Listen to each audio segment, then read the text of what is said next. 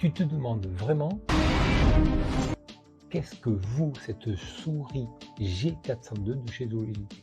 Aujourd'hui, je vais te la dévoiler. La Logitech G402, vaut-elle vraiment le coup?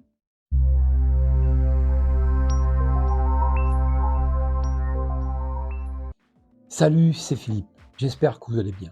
Bienvenue pour une nouvelle vidéo dans laquelle on va parler que vaut la G402 de chez Logitech. Nous allons parler d'une souris. Alors, concernant les drivers, avant, effectivement, on avait les CD. Maintenant, les marques se dirigent de plus en plus à vous amener directement sur leur site pour pouvoir mettre à jour et télécharger les drivers et mises à jour. C'est des choses que je vous conseille et que je vous recommande. Alors déjà, qu'est-ce qu'on peut constater au design et ergonomie? Donc, cette souris, elle est un petit peu en longueur, moyenne au niveau de la grosseur, pas très lourde. Elle molème pas, mais pas très lourde. Elle ne peut pas, et on ne peut pas ajuster effectivement ce poids de la souris avec des poids. Ensuite, le câble il est d'une bonne longueur, entre 1,50 m et 2 m. N'oublie pas de liker, de partager cette vidéo et de t'abonner si ce n'est pas déjà fait. Durant la vidéo, j'exprimerai différents inconvénients et les avantages. Le câble, ça peut en être un, à savoir qu'il n'est pas tressé. En revanche, quand il arrive dans la souris, on voit bien qu'il y a quand même un renfort. Ensuite, dessous, on a 1, 2, 3, 4 patins qui sont bien répartis sur toute la souris. On retrouve le nom de la souris. Sur les côtés, on a le côté droit ici, des petits grips. Sur le côté gauche, des emplacements de boutons. Les deux clics des doigts, donc gauche-droite, et la molette. On va y retrouver dessus notre logo Logitech. Et là, genre de S, on va dire, on se dit, tiens, peut-être que là, il va avoir de la couleur, du RGB qui va sortir quand on va la brancher. On verra alors. Au niveau des boutons, donc comme je disais, gauche-droite, les boutons ici, il y en a deux, ici, il y en a encore deux, et ici, il y en a encore un. Sur le côté gauche, ils sont accessibles avec le pouce. On a directement tous nos boutons avec le pouce. Les deux boutons, normal, et la molette. Ce qui peut être dérangeant, c'est la molette en fait. Elle n'est pas déjà à qu'elle puisse tourner à l'infini. Et ensuite, elle fait, voilà, il y a d'écran. On sent l'écran. Vous sentez l'écran. Donc voilà, ça peut être un inconvénient, ça peut être en fonction de ce que vous aimez, si effectivement vous voulez sentir du bruit ou pas. Ce qui est à noter sur cette souris, c'est ce côté ergonomie design, surtout ici les boutons. Les boutons, on voit, il y en a un qui est plus grand que l'autre. Le droit, il est plus grand que le gauche.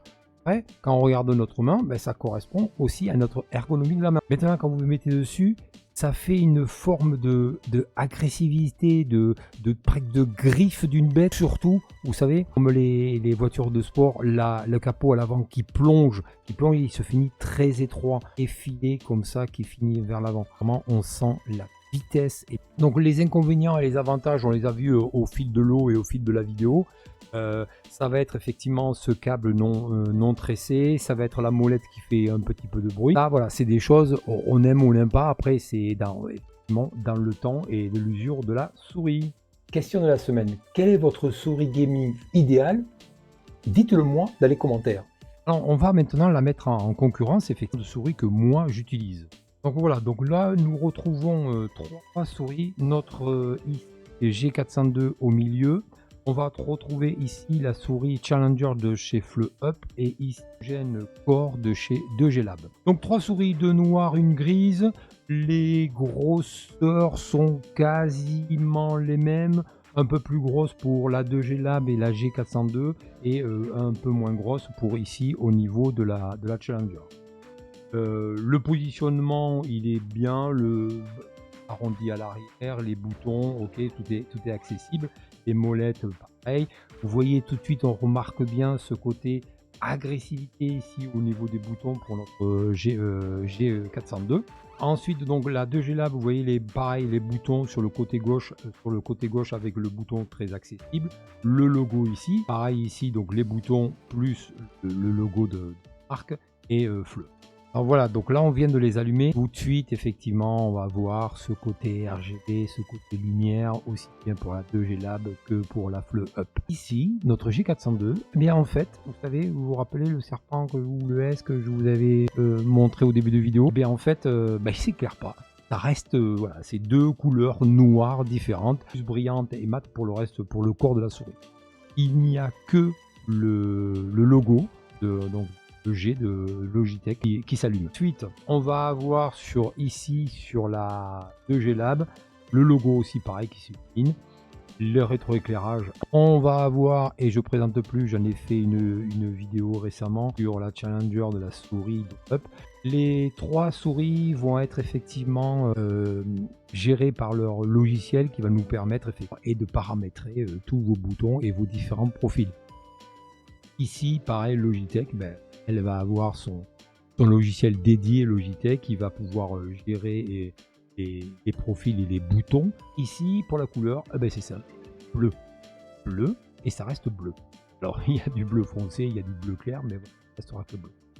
Ensuite, on a au niveau des DPI, pareil, pour le réglage DPI, sur les deux souris, ça va se faire dessus, et sur notre G402, ça va se faire sur le côté. Ici, vous voyez, vous avez différentes possibilités.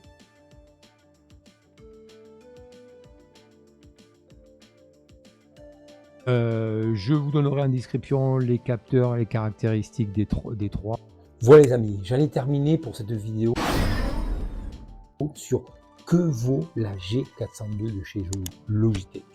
Pour moi, je valide. J'en connais un qui va s'éclater avec tous ses boutons pour jouer à ces jeux. C'était Philippe, on se dit à très vite pour une nouvelle vidéo sur ma chaîne. Ciao!